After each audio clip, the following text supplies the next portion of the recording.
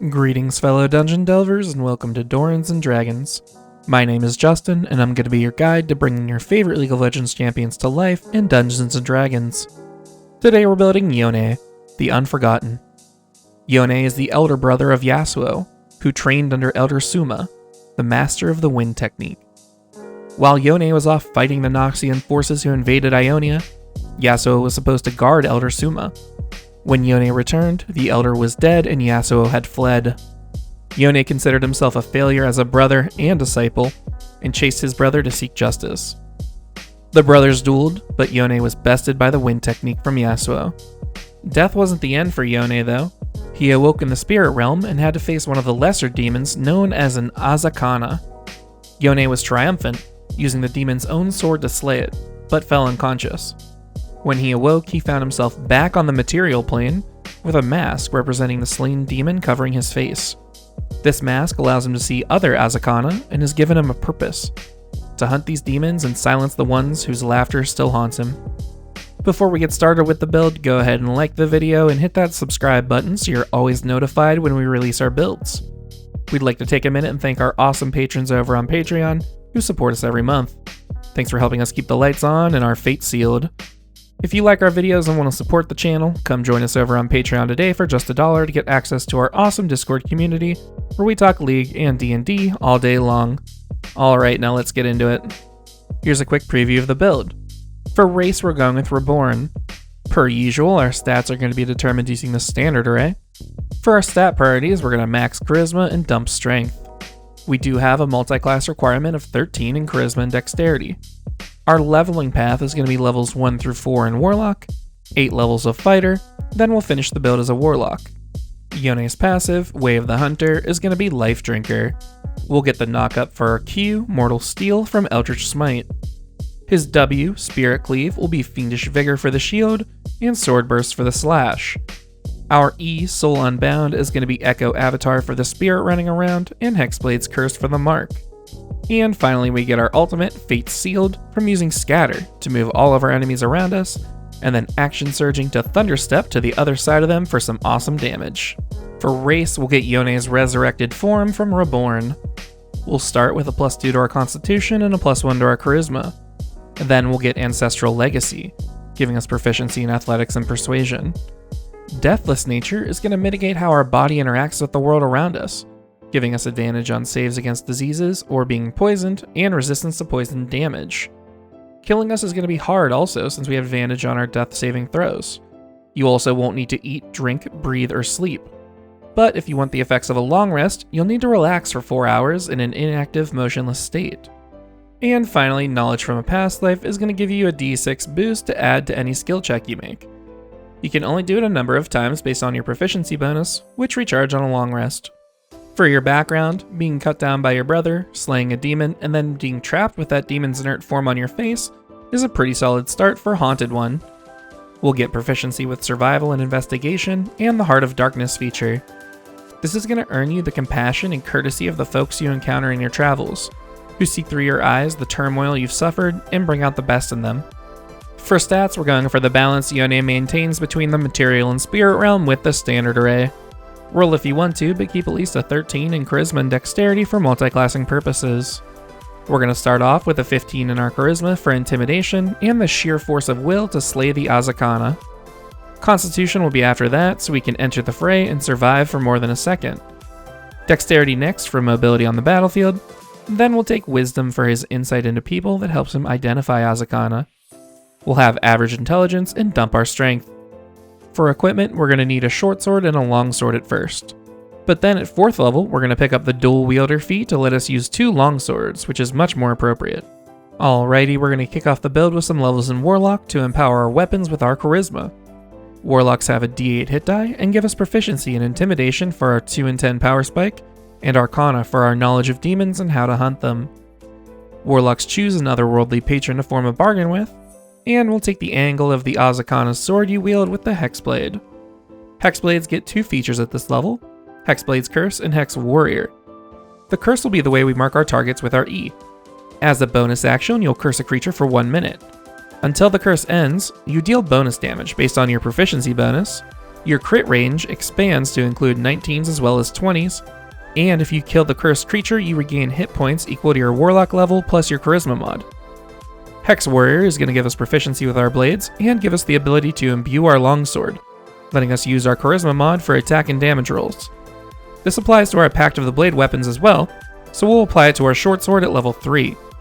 We also get the slashing portion of our W at this level with the Sword Burst cantrip. The spell text says you create a circle of spectral blades, but work with your DM to just make it you slashing through the air with your blade. You'll force a dex save on all creatures within 5 feet of you, and deal 1d6 force damage if they fail. Remember, cantrips scale with level, so this will do decent damage even as the campaign goes on. Second level warlocks get Eldritch Invocations, which, as I've said before, is a series of passive abilities that wizards gave warlocks to make up for the abysmal pack slot system. I'll cover all of them here, but some have prerequisites, so you won't get access to them until later. Armor of Shadows is going to give us permanent mage armor, so we can rock that naked torso anime character look while still having some protection. Fiendish Vigor will give us the shield from our W by letting us cast False Life on ourselves, which will give us 1d4 plus 4 in temporary hit points for an hour. Improved Pact Weapon is going to give us a +1 to our attack and damage rolls on our blades, and let us use our weapons as a spellcasting focus for our Warlock spells. We won't be able to use this till 3rd level when we pick Pact of the Blade for our Pact boon. Eldritch Smite won't come online till 5th level, but it'll let us expend a Pact slot to deal 1d8 force damage to our target, plus 1d8 per level of the spell slot, and you knock it prone if it's huge or smaller. This is going to be the knock up on our Q. And our final invocation, Life Drinker, comes to us at level 12. When you hit a creature with your weapons, the creature takes necrotic damage equal to your Charisma mod. We'll use this to create our passive by applying the extra damage to our Azakana blade only. Level 3 warlocks get a Pact boon. I spoiled this at level 1, so there's no surprise we're going with the Pact of the Blade here. This is going to let you create a weapon or bond with one that we can use our Hex Warrior feature with. The damage this weapon deals counts as magical, for overcoming resistances and immunities to non-magical damage. 4th level warlocks get the first ability score improvement of the build. As always, we're going to break down all of your options here so you can pick and choose for yourself along the way. At Warlock 4, we'll get our double longswords going with the dual wielder feat. You'll get a +1 to your AC while wielding them both. You remove the light weapon restriction from 2-weapon fighting, and you can draw them both at the same time rather than one at a time. At Fighter 4, we'll pick up the mobile feat, boosting our movement speed by 10 feet, letting us ignore difficult terrain when we dash, and allowing us to ignore opportunity attacks from anyone we've struck at with our melee attacks during that turn. And from this point, it's all stat bumps. At Fighter 6 and 8, we'll max our Charisma, taking 2 points at each level, increasing our longsword damage potential, and improving our spell saves. At Warlock 8 and 12, we'll do the same with our Constitution, taking 2 points each time, maxing at Warlock 12, giving us a little bit of a beefier hit point pool to survive with, so maybe we don't have to build Cringe Bow first item every time. Also, it'll give us more chances to unleash Incarnation, which is nice. And now that we've gotten both longswords online, we'll switch gears over to Fighter to grab our E. Fighters have a D10 hit die and give us no new proficiencies. We do get to pick a fighting style, so we'll go with 2-weapon fighting to add our Charisma mod to our 2-weapon fighting damage. We also get Second Wind, which will give us an on-demand bonus action heal that'll restore 1d10 plus our fighter level and hit points once per rest. Remember to use this before spending hit die on a short rest. Second level fighters get Action Surge, one of the best features in the game. Once per rest, you can push yourself to the limit and take an additional action on your turn. We'll be using this later to pull off our ult, so keep it in mind. Level 3 fighters choose their martial archetype, which is just a fancy way of saying fighting style, and is also just code for fighter subclass. We're going to summon our spirit form using the Echo Knight. Echo Knights gain the ability to manifest Echo and unleash Incarnation. Manifest Echo is going to let you summon an echo of yourself as a bonus action. Now you can do a couple things with this echo. You can move it on your turn up to 30 feet on your turn, you can use a bonus action to swap places with it, it can make opportunity attacks for you, and whenever you take the attack action, attacks can come from it instead of you. That's not all though.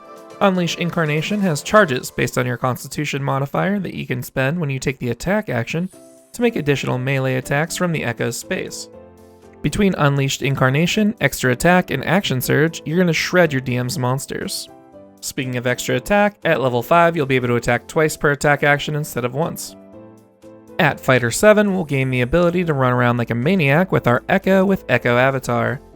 As an action, you transfer your consciousness into your Echo, and for 10 minutes you can run up to 1,000 feet away from your body, seeing and hearing everything you encounter as if you were there. Now, Jeremy Crawford clarified you can't attack from the Echo Avatar, so we're not going to be able to pull off the insane distance shenanigans unfortunately, but it's still a great scouting tool. And now we're back over to Warlock to pick up the spells for our ultimate and get our other Eldritch invocations. At level 5, Warlocks will get 3rd level spells. We're going to pick up the Boom from our ultimate with Thunderstep. We're going to teleport somewhere up to 90 feet away and force a con save on all creatures within 10 feet of the space we were in, dealing 3d10 thunder damage if they fail the save. Spoiler alert, but we won't be teleporting that far away. I'll explain why next level. Alright, now for our final level of discussion, Warlock 11, we'll get our Mystic Arcanum, which is a single spell we can cast once per long rest. We're going to get the Scatter spell for the positional changes on our ultimate. You can choose up to 5 creatures within range and force a Wisdom save on them.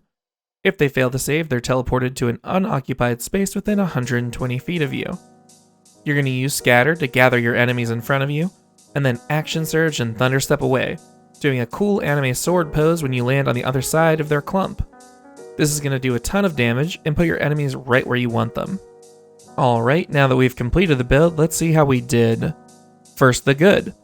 Yone's ultimate is one of the best recreations we've had on the channel. I think this would be a sick combo to pull off in-game, and I think I'm actually going to have to create an NPC to do this in my game so I can see it happen. On top of that, we have a ton of damage thanks to how broken Hexblade is. Your DM is going to be busy fudging health rolls or straight up increasing their monster's health behind the screen. The last good thing is that thanks to our 200 point plus health pool, you can sit in the thick of things and even manage to sustain yourself with features like Second Wind and Hexblade's Curse. Now the bad. The biggest disappointment in this build is that Echo Avatar can't be used for attacks, so we'll have to swap with our Echo if we want to pull off an E-Alt combo. It's still a great scouting tool, but that definitely deflates my sails a bit. Also, even with mage armor covering up those cloth wraps, we're still paper thin in the AC department. So what'd you think? I've included a link to this build via D&D Beyond in the description below, as well as Amazon links to the books used in this build. If you enjoy this type of content, please consider supporting us on Patreon. We have a few awesome rewards, and you get access to our great Discord community. We plan on churning out one League Champion build every week. Thanks for watching, and hopefully we'll catch you on the Rift, or in the Forgotten Realms.